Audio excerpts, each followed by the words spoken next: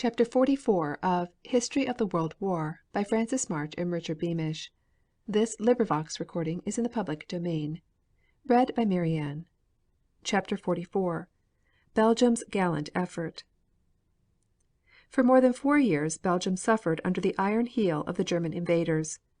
One little corner in the far west was occupied by her gallant army, fighting with the utmost courage and a patriotism which has won the admiration of the world under its great King Albert, whose heroic leadership had turned the little commercial nation into a nation of heroes. Conditions of life in the Belgian cities were almost intolerable. The great Belgian Relief Commission, under the direction of Mr. Hoover, had kept the people from starvation, but it could not secure them their rights. They lived in the midst of brutality and injustice. On Belgian Independence Day at London, Arthur J. Balfour, the British Foreign Minister, made an address in which he commented upon the German treatment of Belgium. In the course of his address he said, "Bitter must be the thought in every Belgian heart of what Belgians in Belgium are now suffering. Let them, however, take courage.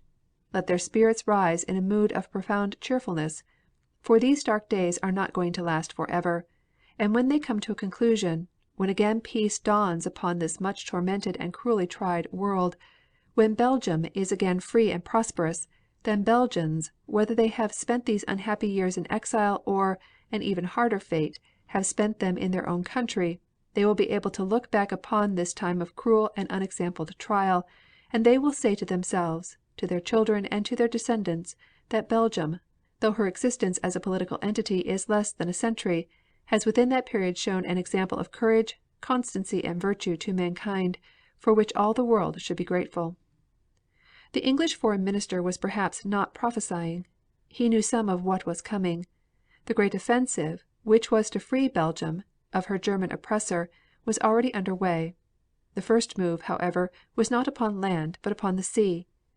In the autumn of 1914 the little Belgian port of Zeebrugge, with the neighboring port of Ostend, was captured by the Germans. The Germans, who had already seized the shipbuilding plants at Antwerp, then began to build submarines, and sent them down the canals through Bruges to Zeebrugge and Ostend. From these ports they proceeded to attack the English commerce. In the spring of 1918 submarine attacks on English shipping were so serious that England was using every possible effort to destroy these piratical craft, and it was determined to make an attempt to block the entrances to the canals at Zeebrugge and at Ostend by sinking old ships in the channels. The expedition took place during the night of April 22nd, under the command of Vice Admiral Sir Roger Keyes. 6 obsolete British cruisers took part in the expedition. These were the Brilliant, Iphigenia, Sirius, Intrepid, Thetis and Vindictive. The Vindictive carried storming parties to destroy the stone mole at Zeebrugge. The remaining 5 cruisers were filled with concrete, and it was intended that they should be sunk at the entrances of the 2 ports. A large force of monitors and fast, small craft accompanied the expedition. An observer thus describes the heroic exploit: "The night was overcast and there was a drifting haze. Down the coast a great searchlight swung its beam to and fro in the small wind and short sea. From the Vindictive's bridge, as she headed in toward the mole, there was scarcely a glimmer of light to be seen shoreward. Ahead as she drove through the water rolled the smoke screen, her cloak of invisibility, wrapped about her by small craft. This was the device of Wing Commander Brock, without which, acknowledged the admiral in command, the operation could not have been conducted. A northeast wind moved the volume of it shoreward ahead of the ships. Beyond it was the distant town, its defenders unsuspicious. It was not until the Vindictive, with bluejackets and marines standing ready for landing, was close upon the mole that the wind lulled and came away again from the southeast, sweeping back the smoke screen and laying her bare to the eyes that looked seaward. There was a moment immediately afterward when it seemed to those on the ships as if the dim harbor exploded into light. A star shell soared aloft, and then a score of star shells. Wavering beams of the searchlights swung around and settled into a glare. A wild fire of gun flashes leaped against the sky. Strings of luminous green beads shot aloft, hung and sank.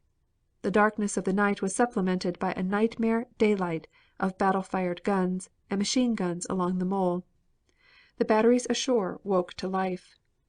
It was in a gale of shelling that the Vindictive laid her nose against the 30-foot high concrete side of the mole, let go her anchor, and signaled to the Daffodil to shove her stern in. The Iris went ahead and endeavored to get alongside likewise. The fire was intense while the ships plunged and rolled beside the mole in the seas, the Vindictive, with her greater draft, jarring against the foundations of the mole with every lunge. They were swept diagonally by machine gun fire from both ends of the mole, and by the heavy batteries on shore. Captain Carpenter conned the Vindictive from the open bridge until her stern was laid in, when he took up his position in the flame thrower hut on the port side. It is marvelous that any occupant should have survived a minute in this hut, so riddled and shattered was it. The officer of the Iris, which was in trouble ahead of the Vindictive, described Captain Carpenter as handling her like a picket boat. The Vindictive was fitted along her port side with a high, false deck, from which ran 18 brows, or gangways, by which the storming and demolition parties were to land. The men gathered in readiness on the main lower decks, while Colonel Elliott, who was to lead the Marines, waited on the false deck just abaft of the bridge. Captain Hallahan, who commanded the bluejackets, was amidships. The word for assault had not yet been given when both leaders were killed. The mere landing on the mole was a perilous business. It involved a passage across the crashing and splintering gangways, a drop over the parapet into the field of fire of the German machine guns which swept its length, and a further drop of some 16 feet to the surface of the mole itself. Many were killed and more wounded as they crowded up the gangways, but nothing hindered the orderly and speedy landing by every gangway. The lower deck was a shambles as the commander made the round of the ship, yet the wounded and dying raised themselves to cheer as he made his tour. The Iris had trouble of her own. Her first attempts to make fast to the mole ahead of the Vindictive failed, as her grapnels were not large enough to span the parapet. 2 officers, Lieutenant Commander Bradford and Lieutenant Hawkins, climbed ashore and sat astride the parapet trying to make the grapnels fast, till each was killed, and fell down between the ship and the wall. Commander Valentine Gibbs had both legs shot away and died next morning. Lieutenant Spencer, though wounded, took command and refused to be relieved. The Iris was obliged at last to change her position and fall in astern of the Vindictive, which suffered very heavily from fire. Her total casualties were 8 officers and 69 men killed, and 3 officers and 103 men wounded. The storming parties upon the mole met with no resistance from the Germans, other than an intense and unremitting fire. One after another buildings burst into flames, or split and crumbled as dynamite went off. A bombing party working up toward the mole in search of the enemy destroyed several machine gun emplacements, but not a single prisoner awarded them. It appears that upon the approach of the ships, and with the opening of fire the enemy simply retired and contented themselves with bringing machine guns to the short end of the mole. The object of the fighting on the mole was in large part to divert the enemy's attention while the work of blocking the canals was being accomplished. Of this operation the official narrative says: "The Thetis came first steaming into a tornado of shells from great batteries ashore. All her crew save a remnant who remained to steam her in and sink her, already had been taken off by a ubiquitous motor launch. The remnant spared hands enough to keep her 4 guns going. It was hers to show the road to the Intrepid and Iphigenia, which followed. She cleared a string of armed barges, which defends the channel from the tip of the mole, but had the ill fortune to foul one of her propellers upon a net defense which flanks it on the shore side. The propeller gathered in the net, and it rendered her practically unmanageable. Shore batteries found her and pounded her unremittingly. She bumped into the bank, edged off and found herself in the channel again, still some hundreds of yards from the mouth of the canal, in practically a sinking condition. As she lay she signaled invaluable directions to others, and her commander blew charges and sank it. Motor launches took off her crew. The Intrepid, smoking like a volcano, and with all her guns blazing, followed. Her motor launch had failed to get alongside, outside the harbor, and she had men enough for anything. Straight into the canal she steered, her smoke blowing back from her into the Iphigenia's eyes so that the latter was blinded, and going a little wild, ran into the dredger with her barge moored beside it, which lay at the western arm of the canal. She was not clear though, and entered the canal, pushing the barge before her. It was then that a shell hit the steam connections of her whistle, and the escape of steam which followed drove off some of the smoke and let her see what she was doing. Lieutenant Carter, commanding the Intrepid, placed the nose of his ship neatly in the mud of the western bank, ordered his crew away, and blew up his ship by switches in the chart room. Lieutenant Leake, commanding the Iphigenia, beached her according to arrangements on the eastern side, blew her up, saw her drop nicely across the canal, and left her with her engines still going to hold in her position till she should have bedded well down to the bottom. According to the latest reports from air observation, the two old ships, with their holds full of concrete, are lying across the canal in a V position, and it is probable that the work they set out to do has been accomplished and that the canal is effectively blocked. At Ostend an attempt was also made to block the canal on the same night, but it was unsuccessful, owing to a shift of wind which blew away the smoke screen behind which the British craft were acting, and enabled the German gunfire to destroy the flares which had been lit to mark the entrance to the harbor. The cruisers tried to act by guesswork, and one of the block ships was sunk, but it was not in position to obstruct the canal. On May 9th another attempt was made, and the Vindictive, filled with concrete, was sunk in the Ostend Canal.